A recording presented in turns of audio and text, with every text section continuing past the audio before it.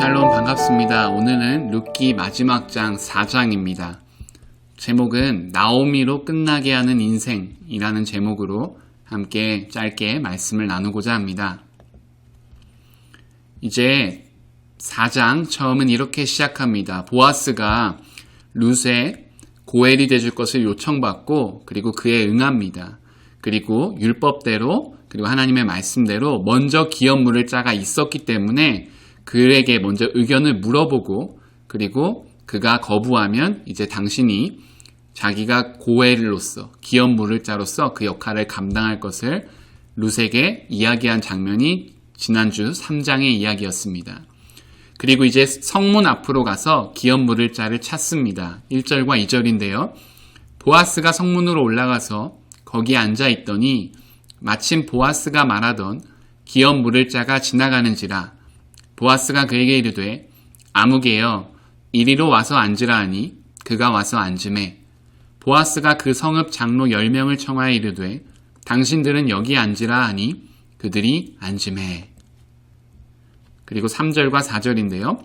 보아스가 그 기업물을 자에게 이르되 모압 지방에서 돌아온 나오미가 우리 형제 엘리멜렉의 소유지를 팔려 함으로 내가 여기 앉은 이들과 내 백성의 장로들 앞에서 그것을 사라고 내게 말하여 알게 하려 하였노라. 만일 내가 물으려면 물으려니와 만일 내가 물으지 아니하려거든 내게 구하여 알게 하라. 내 다음은 나요.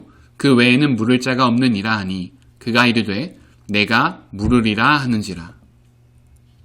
성문 앞에 있었던 사람들의 대화를 우리가 바르게 이해하려면 먼저 성문 앞의 의미와 그들 대화의 중심이 되는 기업 물으는 것이 어떤 뜻인지를 우리가 알아야 합니다. 먼저 성문 앞은 성의 외부와 내부를 연결하는 통로였고 그 성곽의 문 앞이었습니다. 그런데 이 베들레헴 마을은 규모가 아주 작았습니다. 그래서 성벽이 없었어요. 그래서 어디서 하냐면 여기 나와 있는 성문 앞은 마을 정중앙에 있는 광장을 의미합니다. 이 마을 중앙 광장에서는 어떤 일이 일어나냐면 마을의 중요한 정치적 결정을 이루고요.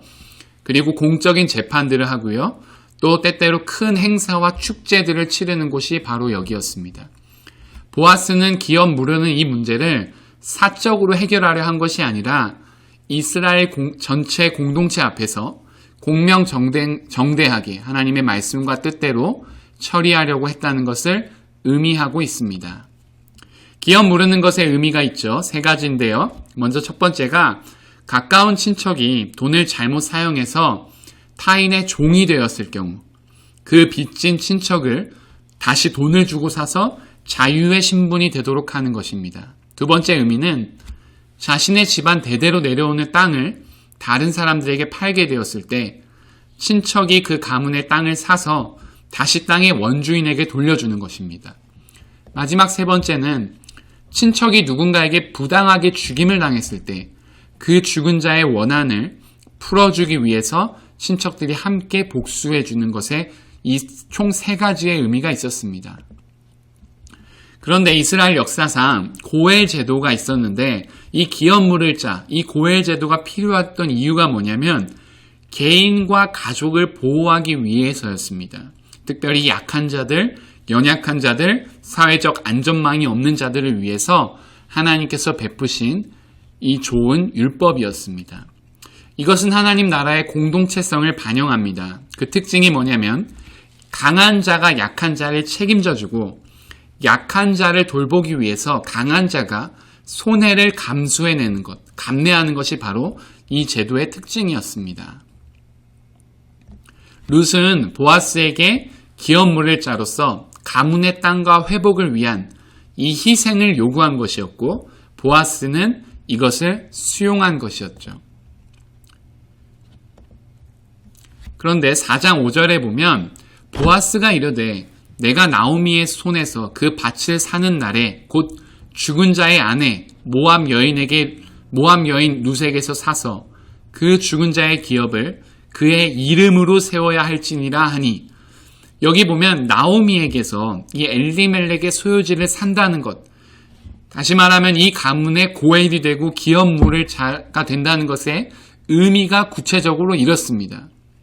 엘리멜렉의 죽은 아들의 아내였던 이방 여인 룻과 결혼을 먼저 해야 된다는 것이고요. 그리고 이방 여인 룻과 결혼해서 자녀를 낳으면 그 자녀를 엘리멜렉 가문의 자식으로 주어야 되고요. 그리고 이 자식에게 이 기업 물을 자 고엘이 값주고 산 엘리멜렉의 모든 소유지를 다시 상속해야 한다는 것을 의미합니다. 핵심은 기업 물을 자 고엘, 이 자는 기업을 물으는데 많은 돈을 써야 하고 그리고 나중에 룻의 자녀에게 모든 것들을 다 상속해 주어야 한다는 것을 말합니다. 엄청난 희생과 손해를 감수해야만 한다는 것입니다.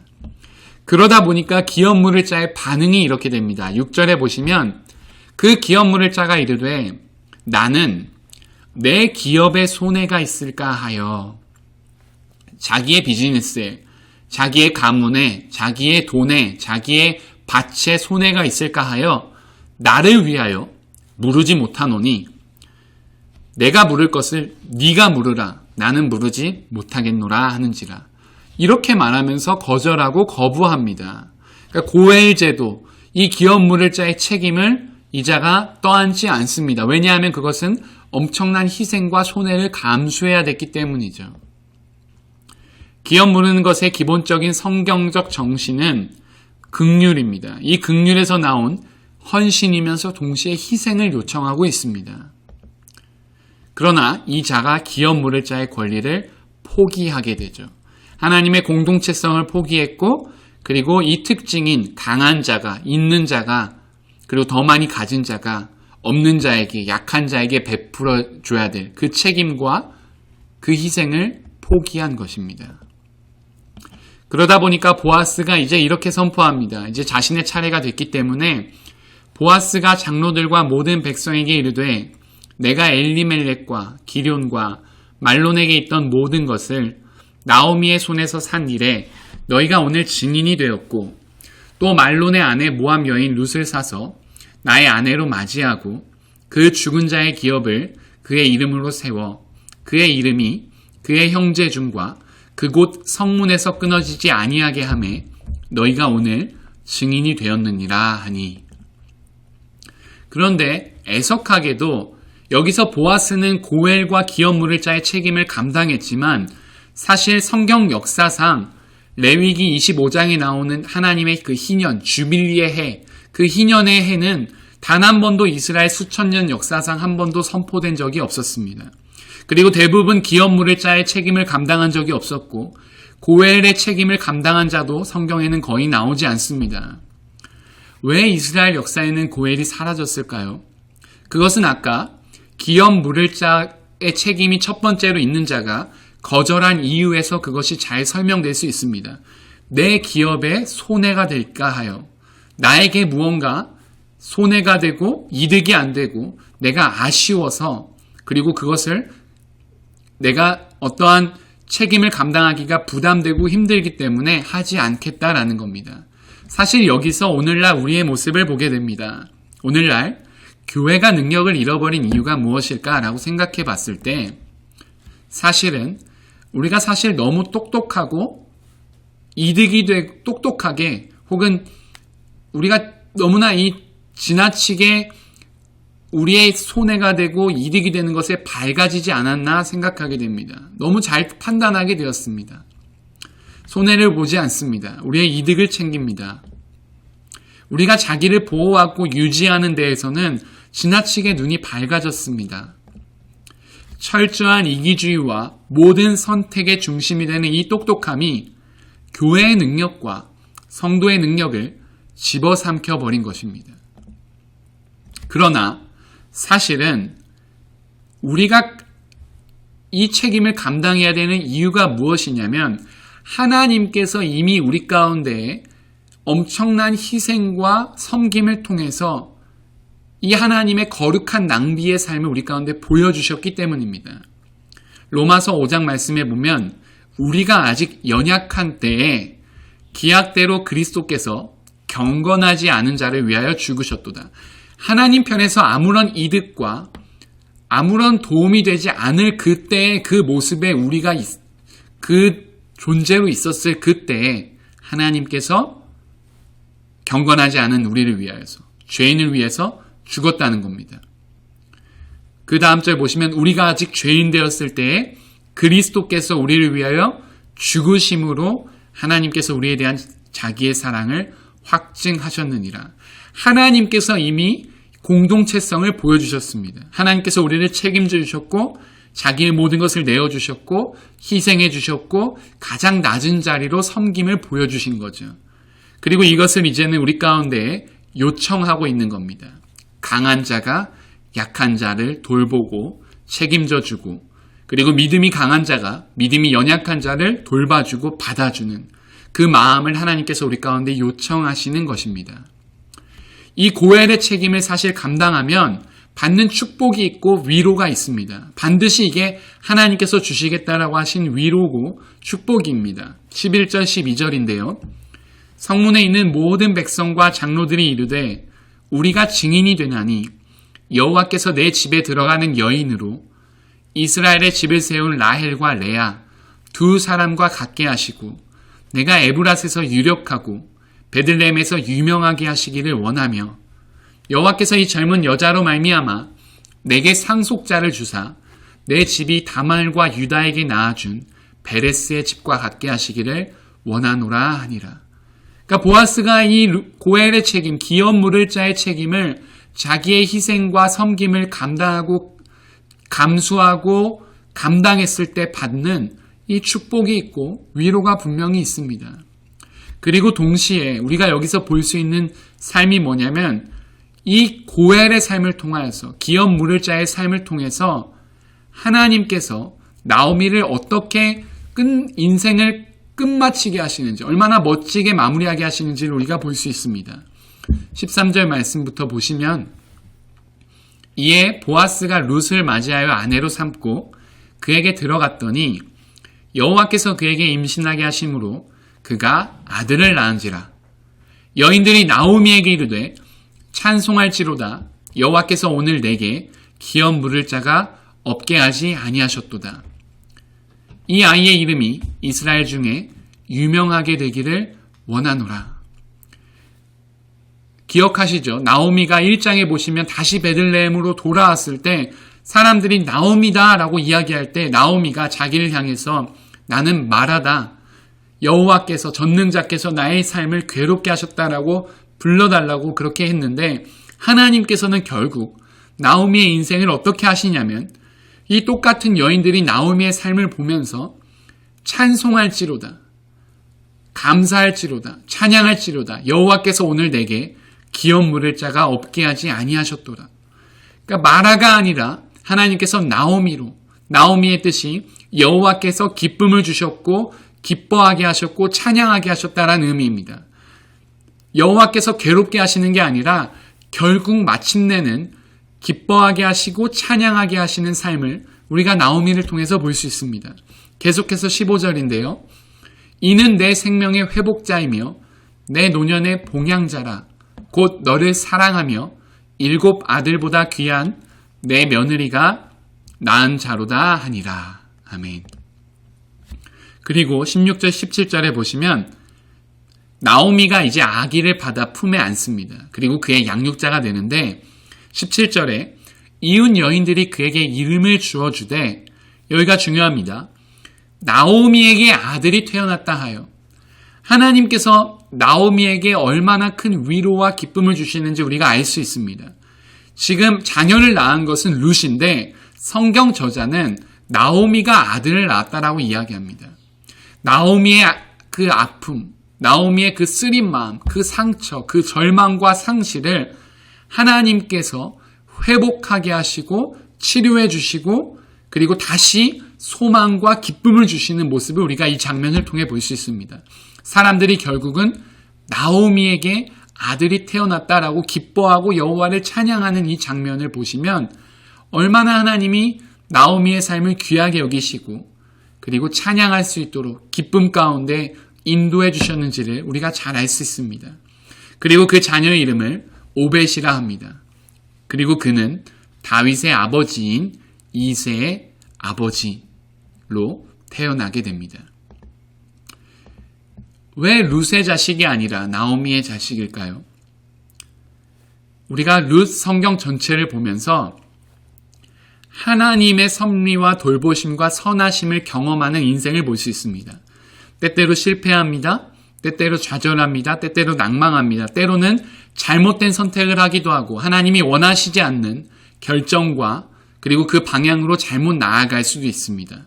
그러나 마침내 결국 하나님께서 돌이키게 하시고 돌아오게 하시고 여호와의 집 가운데에서 선하심과 기쁨을 누리게 하시는 인생이 바로 우리의 인생이라는 것을 우리가 룻기를 통해 알 수 있습니다. 절망과 실패와 좌절과 낙심 중에서도 우리 하나님은 어떤 하나님이냐면 소망을 허락해 주십니다. 소망, 이것은 살아있는 소망을 말합니다. 우리의 삶 가운데에서 지금 현재 한순간순간을 하나님께서 돌보시고 인도하시고 풍성한 은혜로 베푸시고 있다는 약속과 은혜를 끊임없이 주시면서 우리의 삶이 소망이 있음을 하나님께서 알려주시고 있습니다. 그리고 하나님 당신이 우리의 고엘 되셔서 우리의 구속자 되시고 또 우리의 위로자 되시고 회복자 되심을 하나님이 나오미의 삶을 통해서 선포해 주시고 알려주고 있습니다. 또 마지막으로 우리 하나님께서 지난주에도 말씀드렸습니다만 언제나 신실함, 성실함으로 우리의 삶을 인도해 주심을 그 헷세드 하나님을 우리가 본문을 통해서 우리가 경험하고 또한 누릴 수 있습니다. 우리가 절망 속에서 꿈꿔야 할 것이 있습니다. 이 룻기의 마지막은 어떻게 끝나냐면 다윗으로 끝납니다. 이새는 다윗을 낳았도다. 다윗은 누굽니까? 다윗은 사사기 시대 그 어둡고 암흑하고 한치 앞을 알 수 없는 그 시대 가운데 그 문제의 유일한 해결자이면서 소망의 실현자입니다. 다시 오실 여호와 예수 그리스도를 예표하는 게 바로 다윗입니다. 다윗을 통해서 하나님의 계획과 역사의 목적이 주권적으로 결국 이루어지게 됨을 우리가 알 수 있습니다. 그러니까 이 룻기를 통해서 이새가 다윗을 낳았다라는 이 구절을 보면서 히브리 백성들은 소망을 얻게 되는 겁니다. 하나님이 앞으로 어떻게 일하실지를 그들이 꿈꾸게 되고 그들이 갈망하게 되고 소망하게 되는 겁니다. 절망 속에서도 꽃은 피어나고 절망 속에서도 소망은 잉태하게 되는 거죠. 창세기 말씀에도 보시면 28장 15절 말씀에 내가 너와 함께 있어 내가 어디로 가든지 너를 지키며 너를 이끌어 이 땅으로 돌아오게 할지니라. 내가 내게 허락한 것을 다 이루기까지 너를 떠나지 아니하리라. 그러니까 절망 가운데서도 소망이 뭐냐면 하나님 우리와 함께 하십니다. 하나님 우리가 어디로 가든지 우리를 지켜주십니다. 그리고 우리를 아버지의 집으로 다시금 인도해 주십니다. 선한 곳으로 이끌어 주십니다. 그리고 우리를 떠나지 않습니다. 언제까지요? 하나님께서 우리 가운데 약속하시고 말씀하신 것들을 다 신실하게 성실하게 이루기까지요. 그래서 우리가 절망 속에서도 소망을 가질 수 있고 꿈을 꿀 수가 있습니다. 이 하나님의 소망 가운데 이 말씀 속에서 우리가 붙잡아야 될 믿음이 존재합니다. 하나님께서 우리 가운데 신실하게 성실하게 되어주셨는데 그럼 우리 그리스도인들의 반응은 어때야 될 것인가? 이 복음, 하나님께서 우리 가운데 고엘이 되어주신다라는 이 복음에는 하나님의 의가 나타납니다. 하나님의 의로우심이 나타납니다. 이것은 뭐냐면 하나님이 우리에 대해서 신실하심으로 우리 인간이 하나님께 어떻게 되냐면 신실하게 됩니다. 그러니까 하나님이 우리 가운데 신실하게 하시는 것처럼 우리 또한 하나님에 대하여 신실하게 됩니다. 기록된 것처럼 의인은 어떤 자냐? 우리가 이미 의인인데요. 하나님께 대하여 신실하게 사는 자들입니다. 하나님이 우리에 대해서 신실하셨듯이 우리 또한 어떠한 상황과 형편을 만나든지 간에 하나님에 대하여서 신실하게 반응하는 겁니다. 신실하게 행하는 겁니다. 그것이 바로 하나님이 우리 가운데 요청하시는 믿음이고 그리고 의인의 복된 삶이라고 우리가 볼 수 있습니다. 마지막으로 적용 질문을 하고 4장을 마치려고 합니다. 첫 번째인데요. 공동체 전체가 어려움을 당할 때 우리가 함께 도와야 하는 이웃들이 있습니다. 또 우리가 감당해야 될 몫이 있습니다. 그런 면에서 우리의 역할이 무엇인지 우리가 돌아볼 수 있기를 원합니다.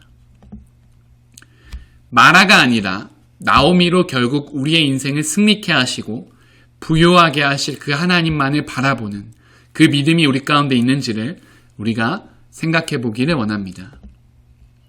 또 우리가 절망 속에서도 소망을 품을 수 있는 이유가 무엇입니까? 우리의 진정한 소망은, 우리의 진정한 기쁨은, 우리의 진정한 갈망은 무엇입니까?